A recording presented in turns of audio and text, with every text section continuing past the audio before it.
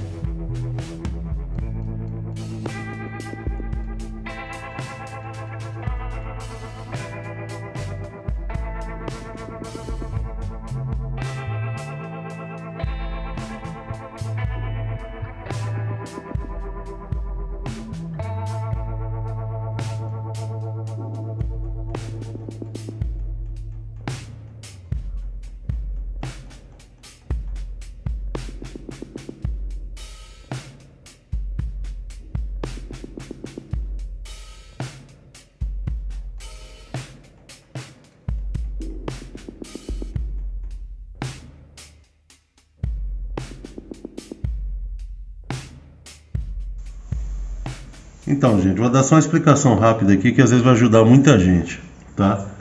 O que acontece? Eu estou aproveitando aqui que a gente vai fazer a instalação dessa peça aqui, ó. É a parte interna aqui da lateral. É a sequência aqui do porta-malas. Inclusive essa peça aqui a gente fabricou, quem está seguindo a gente aí viu a fabricação dessa peça. Então o que eu estou fazendo? Antes de eu colocar essa peça, eu estou aproveitando, estou dando uma acertada nessa lateral aqui, tá? Então primeiro vocês viram usando aqui a rebatedeira, tá? A rebatedeira, o que é? Uns pontinhos negativos que estavam aqui incomodando. Então a gente vem e faz o rebatimento assim. Isso chama bullseye, né? Bullseye. A gente fala rebatedeira porque realmente a gente fala a língua portuguesa, tá bom? Mas tá vendo? A gente consegue pegar bem direcionado onde é necessário, e em alguns pontos aí mais expressivos tem essa outra ponta aqui também que a gente usa mais direcionada, tá? Então eu vou dar uma dica aí para quem está começando, sempre, né? A gente sempre dá uma dica para quem está começando, porque nunca tentar envolver com quem já é profissional, porque cada um tem sua estratégia, cada um cria um jeito de trabalhar aí, e o que importa é sempre os resultados, tá? Então é uma chapa reta. A princípio, qual que é o primeiro raciocínio da pessoa? Tá vendo? Vocês viram eu rebatendo aí, eu mostrei a parte curvada e a parte reta. Qual que é o primeiro instinto de quem está começando? Pega a parte reta porque a chapa é reta. Em alguns casos dá para usar, mas nesse caso aqui, por exemplo, que ela estava com uma depressão aqui, tá? Um amassado aqui, um ondulado negativo. O que a gente faz? Por exemplo, o ondulado está aqui, ó, nessa região. A gente vem de lá, ao invés de colocar ele reto dessa maneira aqui, ó, a gente coloca o encontrador no centro, tá? Eu não vou bater que vai fazer muito barulho. E vem rebatendo em volta. Então o que vai acontecer? O choque do martelo aqui, ó, vai colocar o encontrador. Eu falo encontrador porque eu aprendi a falar encontrador, mas o nome correto disso aqui é taso. Tem gente que fala taço, tem gente que fala taso. Cada um fala que é por isso que eu falo encontrador. Eu aprendi como encontrador, tá? Então, como eu falei aí, ó, coloca no centro da depressão e vem rebatendo em volta, porque não é o martelo, de certa forma, que vai voltar, é o reflexo do impacto aqui do martelo que vai trazer o taso e vai trazer o amassado para fora, tá? Esse é negativo. Agora positivo, claro que a gente usa o lado reto, tá? Então como eu voltei aqui com a rebatedeira, então a gente vem e pega bem centralizado no ponto que subiu, porque sempre quando a gente rebate, ele sobe um pouquinho, né? A gente nunca consegue o controle total. Então a gente vem e faz o rebatimento, como vocês viram aí, ó. Primeiro ponto, martelo reto, nesse caso aqui, tá? Porque a lateral é reta, tá? Então a gente coloca aqui, vocês devem ter visto eu fazer o movimento assim, ó. Tá vendo? Esse movimento assim. Nunca chega aqui e fica espancando a chapa num único lugar, entendeu? Intermitente assim, ó. Daquela... Tem gente que bate com muita insistência num lugar só, entendeu? E o que vai acontecer com isso? O impacto do martelo com o taso, tá? Ele vai afinar a chapa. Então ele afinou a chapa nesse lugar, ele vai expandir a chapa. Aí vai começar a criar aquelas molas, tá? E vai ser necessário fazer encolhimento, fazer aquecimento. E quanto mais a gente abreviar o trabalho, melhor é. Então fica uma dica aí para quem está começando, tá? Não vai espancando a chapa, não. A chapa a gente tem que trabalhar, por isso que eu falo, tem que ter tempo, tem que ter concentração, tá? Nesse caso, a gente tem que estar bem concentrado no que está fazendo, porque senão a lateral é muito plana. Se começar a retorcer essa lateral inteira aqui, ó, vai dar um problemão pra gente voltar ela pro lugar de novo, tá? É uma dica aí para quem está começando, igual esse aqui, ó. Esse aqui está positivo. Tá vendo? A gente voltou. Aí a gente vem com a parte reta, apoia bem, mas não é ficar forçando demais, tá? Deixa ele com o movimento para ele trabalhar. Aí a gente vem, ó.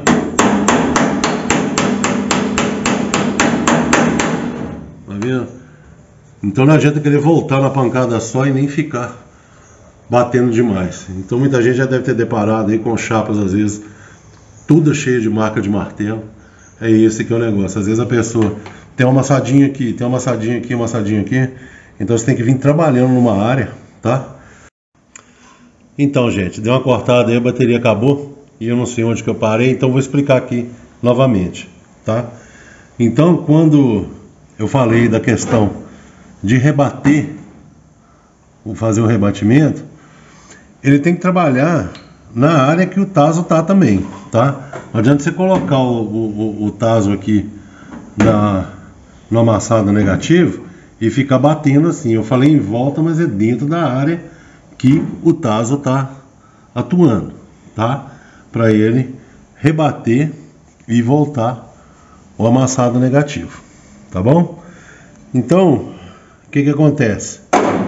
Tem os tipos de rebatimento também. Tem muita gente que não gosta desse tipo de rebatedeira, tá vendo? É a rebatedeira frisada, tá vendo? Porque ela estica a lata. E realmente ela estica, tá? Ela pode esticar muito a lata e acabar também dando esse efeito de mola. Mas por quê? É como eu acabei de falar aí. É a pessoa surrar a lata, sabe? Insistentemente, entendeu? E querendo um resultado muito rápido numa área menor, entendeu? Então existe também, essa aqui foi eu que fiz, essa aqui é velha comigo, então existe ela lisa também, mas essa também provoca o esticamento da lata. Então tem que haver a coerência aí, tá? A atenção e a dedicação, e ver o que a lata está transmitindo pra gente, para ver onde a gente vai fazer a atuação do rebatimento. Senão isso aqui vira um desarranjo e não se conserta mais. E aí as pessoas depois elas vão querer, às vezes, marcar muita chapa, aí vem fazendo desbaste, vem alisando muita chapa com disco abrasivo e com isso vai só afinando a chapa. Chapa, gente, chapa, ela tem também a vida útil dela, entendeu? Não é só corrosão que faz perder um painel ou uma peça no carro. O que faz perder também, faz acontecer como é que eu vou falar? A degradação. O que vai acontecer, a degradação da lata, também com o afinamento dela. Às vezes pode estar uma chapa muito lisa, muito perfeita, sem corrosão alguma, mas ela não vai ter resistência, entendeu? Tem os vincos aí que vão promover a resistência nela, mas mesmo assim ela perde a sustentação, porque ela não tem mais estrutura para estar fazendo o trabalho dela. Então, às vezes, só uma chapa lisa, sem corrosão, não quer dizer que ela está boa, não. Às vezes você pega um carro aí que teve muito trabalho, muito desbaste. Esse carro aqui, por exemplo, deu sorte, porque a lata dele teve alguns trabalhos, mas é uma lata assim que tem uma boa espessura ainda, tá? E vai dar um serviço, um trabalho legal nela, tá? Então, vou estar mostrando aqui também, tá dando para ver esses riscos, Larissa? Uns riscos mais fundos.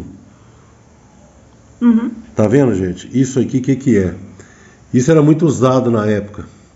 Um disco rígido, um disco abrasivo, tá? Então era muito usado na época. Eu vou até pegar aqui para mostrar um exemplo para vocês aqui. Não, pausa? Ou não? Então, gente, na época era muito usado esse tipo de disco, tá? Um disco grosso, um disco rígido, tá? Então, às vezes a pessoa ia chegar lá e ia dar um acabamento. Isso aqui só de encostar na lata aqui já tirava uma espessura muito grande na lata. Esse aqui é tão velho comigo aqui, que tá aqui, que tem tantos anos que eu não uso, que nem marca mais tem. E é um negócio que eu nunca recomendo ninguém usar esse tipo de disco numa funilaria, tá? Ele tá até sem o centro aqui já, de tão apodreceu, de tão velho que tá. Outra prática que se usava muito na época, quando eu comecei, era esses discos de lixo, tá vendo? Então eu usava essa base de borracha, colocava na lixadeira essa base de borracha, colocava esse disco de lixo e vinha e fazia o desbaste. Mas tá dando pra ver aqui, ó, acho que dá pra ver. O grão da lixa aqui, ó, 24. Tá vendo? Então é um grão muito grosso também. Existia vários grãos de lixa. Então, às vezes a pessoa pegava uma lixa dessa daqui para desbastar uma solda, desbastar rebatido, fazia uma agressão muito grande também na chapa. Então são coisas que hoje a gente não usa mais. Hoje o mais comum de usar são os flaps, tá? Mas como eu sempre falo, tenha cuidado com o flap também, que o flap tem um poder de desbaste muito grande também. A vantagem dele é que ele é um pouco flexível, então a gente consegue, tá, ter um controle no lixamento. Mas o poder de corte dele também é muito grande. Então o desbaste, gente, lima, disco de abrasivo, independente do qual for, já tirando aqueles lá descartando aqueles, mas dependendo do qual for o disco abrasivo que for usar para dar uma polida na lata depois do trabalho, tem que ser usado com bastante consciência. Tem várias gramaturas aí esse é um 120, tá vendo? A gente vê muitos outros usando 80, 100. Então usar uns discos com grão mais fino, tá? Agride menos a lata, tá bom? Então, mas ainda assim agride também. Ainda assim agride. Por isso que eu falo, tem que ter um trabalho de paciência, um trabalho assim bem intensivo, um trabalho bem visual, bem de toque, como eu sempre falo, até o ponto da gente estar usando um disco na chapa, tá?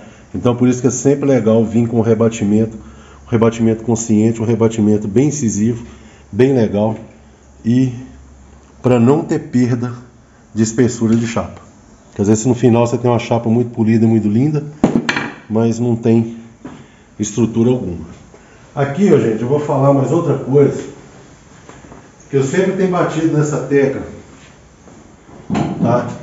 Que às vezes a gente vê muito vídeo mostrando essa chapa muito lisinha, né, no desbaste. Essa solda aqui não fui eu que fiz, não. Eu já até mostrei em outros vídeos meus aí, essa lateral foi trocada, e muito bem trocada, tá bem alinhada, bem certinha. E essa solda aqui foi feita com maçarico, tá vendo? Ela foi feita com maçarico. Aqui, ó, inclusive aqui tá dando pra ver, ó, não sei se tá dando pra ver aqui. Esse é o rebatimento com a lima, com aquela lima lá que eu mostrei, tá? Rebatimento, aquela rebatedeira lá que eu mostrei lá, recatilhada, tá vendo? Então ela dá as marcas na lata, tá bom? Então, quando se solda uma extensão muito grande, o prudente é sempre fazer o quê? É vir fazendo aos poucos a solda e vir rebatendo. Você coloca o taso por trás, vem rebatendo para trazer a solda para fora, a superfície que foi soldada, não a solda, a superfície que foi soldada para fora. Por quê? Quando se solda, a poça de fusão ela tende a ficar negativa. Porque com o aquecimento, ela vai criando a poça de fusão e ela vai para dentro. Normalmente, ela vai para dentro, independente do tipo de solda que você usar. Que seja MIG, que seja TIG, que seja maçarico, qual for. Qualquer tipo de solda, ela vai criar o aquecimento e ela vai ter esse efeito negativo, tá? Então é por isso que sempre tem que nunca soldar, fazer uma solda dessa direto, tá? Sempre vir fazendo aos poucos, rebatendo, alinhando, rebatendo, fazendo aos poucos e até chegar no final dela. Foi uma solda aqui bem sucedida, essa solda aqui está bem confiável, tá? Só que alguns pontos aqui, o que aconteceu? Não teve jeito de puxar, então foi usado massa aqui nesse lugar. Tá errado, tá certo? Muita gente pode condenar hoje, mas na época não existiam os recursos que tem hoje. O recurso de quê? De se ter um spotter para estar repuxando, entendeu? Às vezes o acesso que a gente tem é limitado, entendeu? Então no caso da solda aqui, ó, daria por aqui, tá? Colocar o taso e vir rebatendo, mas é como eu sempre falo, eu nunca condeno esses trabalhos, porque a gente nunca sabe a época que foi feito. Então hoje é fácil a pessoa julgar, falar que um trabalho desse aqui foi porco, um trabalho que a pessoa não rebuchou, por quê? São pessoas que estão chegando agora e estão achando todos os recursos aí bacanas, um monte de ferramenta aí diferenciada e um monte de ferramenta aí que traz autonomia, como a Spotter, que com certeza conseguiria puxar isso daqui, esses outros pontos aqui que não tinha acesso, tá? Conseguiria puxar e trazer uma superfície o mais plana possível, tá bom? Então é isso, gente. Muita consciência aí na hora de fazer o desbaste, porque às vezes a pessoa ela fica muito querendo mostrar muito bonito, mostrar muito isso, muito aquilo, mas às vezes é melhor, às vezes ela ficar um pouquinho negativa, tá? Se ela ficar um pouquinho, é claro que tem tolerância, não pode ficar alta, ela ficar um pouquinho negativa é melhor do que ficar rebatendo, principalmente na hora da soldagem, porque na hora da soldagem ela está aquecida, então o que vai acontecer? Ela está aquecida, ela está flexível, ela está macia, e se eu for fazer muito rebatimento aqui, direcionado aqui, ela vai afinar, igual quando se está usando um ferreiro trabalhando numa forja, numa bigorna. Você pode ver que o efeito é sempre esse, vai batendo, um metal que é desse tamanhozinho assim, às vezes a pessoa pega lá um pedaço de metal assim, ó, pequeno, numa modalidade de ferreiro, e faz uma faca de 50 centímetros. Então eu acho que não tem exemplo melhor do que esse. Não. Então acontece aqui a mesma coisa. O metal vai expandindo, vai afinando, vai criando nervura, vai criando mola, e é assim que tem que ser, tá bom? Então é por isso que eu sempre falo, gente, às vezes é um vídeo falado, a gente está falando muito, mas às vezes são orientações que a gente pode estar ajudando alguém que está ingressando, pode estar ajudando alguém aí que está trabalhando de maneira que, não que ele seja ruim de serviço, mas é porque às vezes ele não tem uma orientação e às vezes não tem aí uma base para estar entendendo o que está acontecendo no carro. Então é por isso que eu sempre falo, eu não tenho, muita gente pediu para a gente, né, Larissa? Para a gente formar um curso, para a gente dar curso. Eu não tenho nada contra quem dá curso, tá? Mas eu acho que eu não vou conseguir entregar para a pessoa, dentro de um curso de poucas horas ou curso de um dia, entregar para a pessoa o que ela precisa, tá? Um curso, ele te dá uma base. Agora, experiência, a gente vai ganhando, que cada dia é uma situação, cada dia é uma espessura de chapa, cada dia é um tipo de corte que tem que fazer, cada dia é um tipo de encolhimento que você tem que fazer. Então, os cursos, eles valem, tá? Para ingressar na profissão. Que a profissão, ela vai melhorar de acordo com as situações que vão ser encontradas e com o dia a dia aí. Por isso que a gente sempre está entregando aí o máximo que pode de informação dentro dos vídeos, e às vezes muita gente ignora, pula vídeo, né? Fala que o vídeo é chato, fala que é só falação, mas às vezes você mostrar um resultado e não mostrar como você chegou naquele resultado, fica difícil de quem precisa de informação entender, tá bom? Então, como eu sempre falo, nosso canal não é canal sensacionalista, tá? Não é um canal que fica almejando muita inscrição, muita visualização, mas os poucos que a gente alcança, a gente acredita que está entregando algum conhecimento e alguma carga que a gente trouxe aí da vida profissional que a gente teve aí, tá bom? Então eu fico muito satisfeito quando eu consigo entregar alguma coisa para alguém, e na sequência, todo vídeo a gente nunca só mostra trabalho, a gente está sempre dando uma dica e sempre mostrando como se faz, tá? E outra, nunca seguir só o que eu faço, não. Tem vários profissionais aí na mesma linha, tá? De explicar, de fazer a pessoa entender de verdade. Então, usa esse procedimento que eu fiz, tem outra pessoa que chega no mesmo resultado com outro tipo de procedimento. Então, vão pegando esse tipo de informação, vão assistindo esses tipos de canais. Não tem nada contra quem faz entretenimento, mas o nosso canal é um canal profissional. Então muita gente tem curiosidade como que a gente chega no resultado que a gente chega. Então é por isso que a gente tem aquela vontade e aquela obrigação de estar mostrando a maneira correta aí que a gente faz. Então, qualquer informação consistente de qualquer canal que entrega, é bom você estar indo e conferindo também as técnicas de cada um. Porque cada um cria o seu próprio perfil, cada um cria a sua linha de trabalho e sempre tem algo que agrega dentro da profissão da gente, tá? Inclusive eu assisto muito, eu sempre vejo, e a gente sempre encontra uma técnica, sempre encontra um trabalho diferenciado e isso sempre vai juntando no currículo da gente, o currículo diário, que é o currículo de trabalho e é o currículo que a gente precisa estar entregando aí, tá bom? Então é por isso que às vezes a gente sempre fala muito, mas a gente quer levar o conhecimento para alguém aí, tá bom? Então é isso, né? Vamos seguindo aqui e vamos mostrando mais para vocês aí.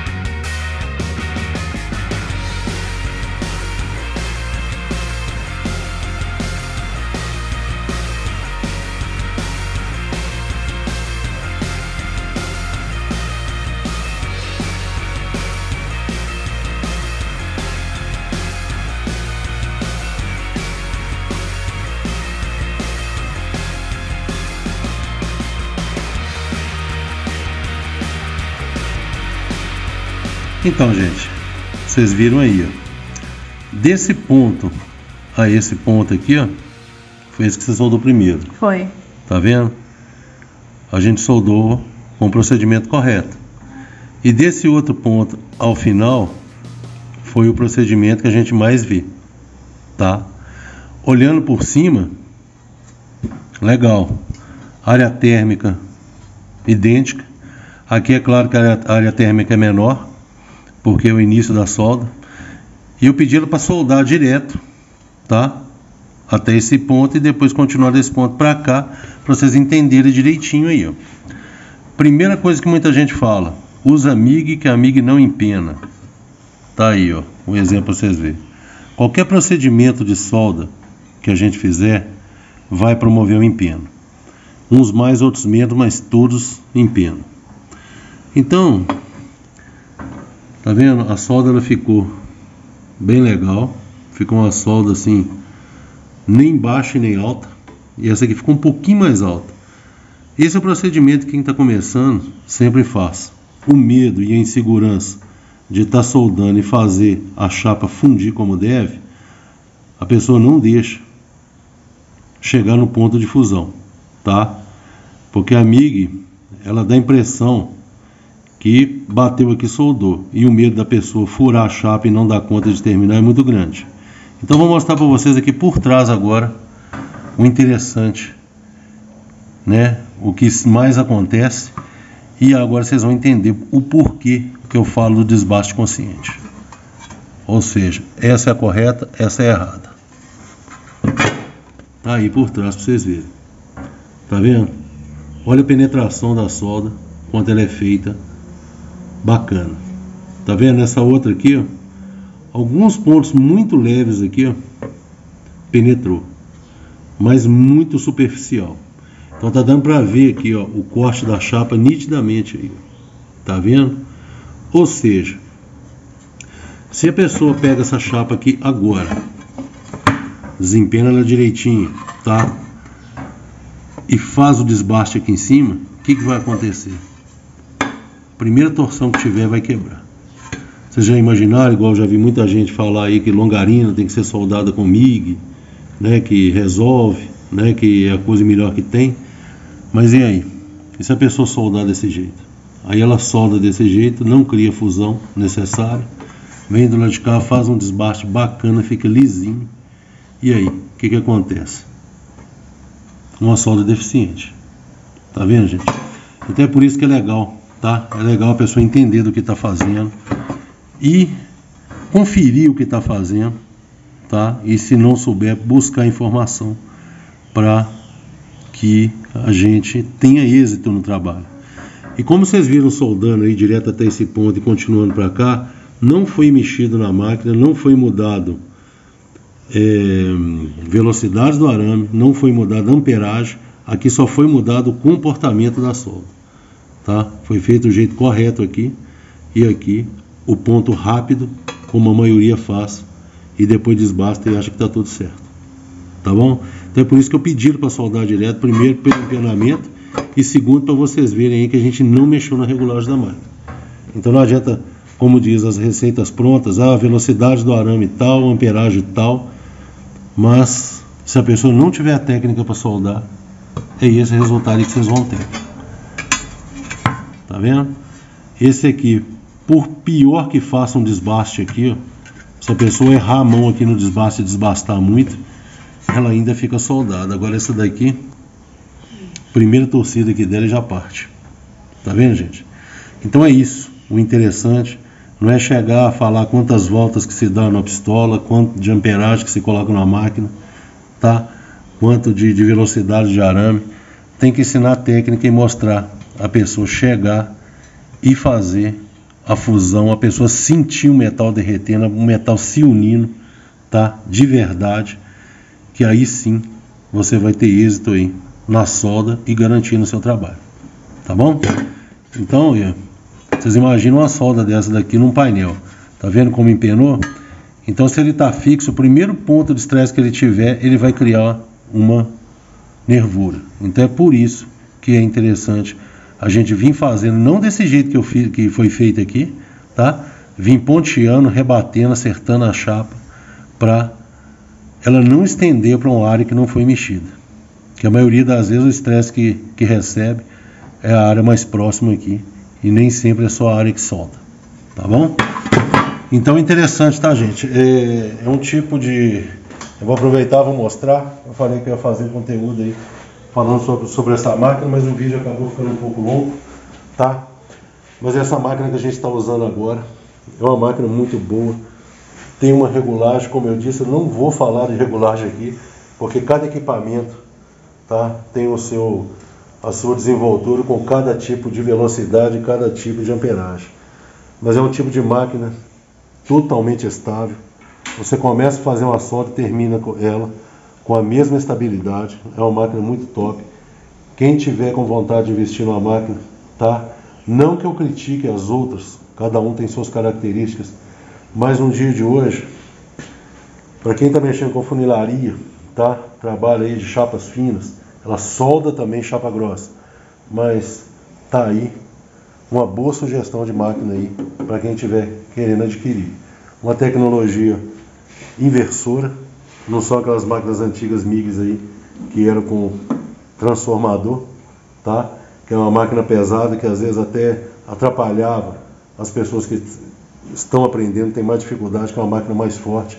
A gente não consegue controlar, às vezes, quando está aprendendo, trabalhar com a máquina muito exagerada. Para quem trabalha com ferragem mais pesada, com chaparia, com caldeiraria, eu acredito que a de transformador não vai alterar tanto. Mas, se trabalhar constantemente, é uma máquina que tem um ciclo de trabalho e tem uma constância na solda, e ela começa e termina com a mesma qualidade. Então a gente já trabalhou bastante, é uma tecnologia nova, né? Já tem bastante aí no mercado, já tecnologia de inversora, e dá para ver, né, que tamanho deixou de ser eficiência. Tamanho e peso ficou lá nas antigas. Hoje em dia o compacto, o leve e o eficiente é que está chegando aí. Então é por isso que é legal, a gente está sempre atualizando e sempre trazendo esse tipo de equipamento, esse tipo de técnica, como eu tenho mostrado sempre, esses tipos de informação que agreguem aí e formem cada vez mais bons profissionais aí, tá? E é isso que tem que ser feito. Tá bom, gente? Então, vou dar uma paradinha aqui que tá a hora da Dolorosa ali, vai fazer a leitura da energia elétrica. Vamos lá. Tá vendo, gente? Você tá achando que é brincadeira? Ela conta chegou agora.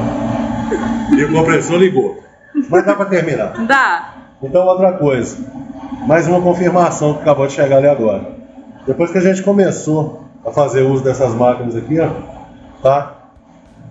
Outra coisa que ajudou bastante é no consumo de energia, tá? Por isso que eu falo, a tecnologia ajuda muito. O sistema aqui de inversora, ela consome muito menos do que uma máquina tradicional aí, um transformador. Tá bom, gente? Então, a prova chegou ali.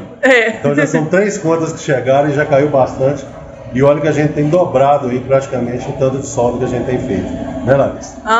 Então, é uma sugestão, não é uma obrigação, mas estou mostrando que é uma máquina bem legal, uma máquina que tem uma tecnologia embarcada aí e que vai estar ajudando aí. Fiquem comprando qualquer equipamento baratinho, que vocês vão gastar o baratinho e depois vão ter que comprar um bom, tá? Então, é sempre legal esperar mais um pouco e investir numa máquina que vale a pena. Tá bom, gente? Então, eu espero que vocês tenham gostado, tá? O nosso interesse é sempre esse. Tá levando, mostrando, tá? E falando sempre a verdade e o que tem que ser. Bom? Então, um grande abraço a todos e até o próximo vídeo.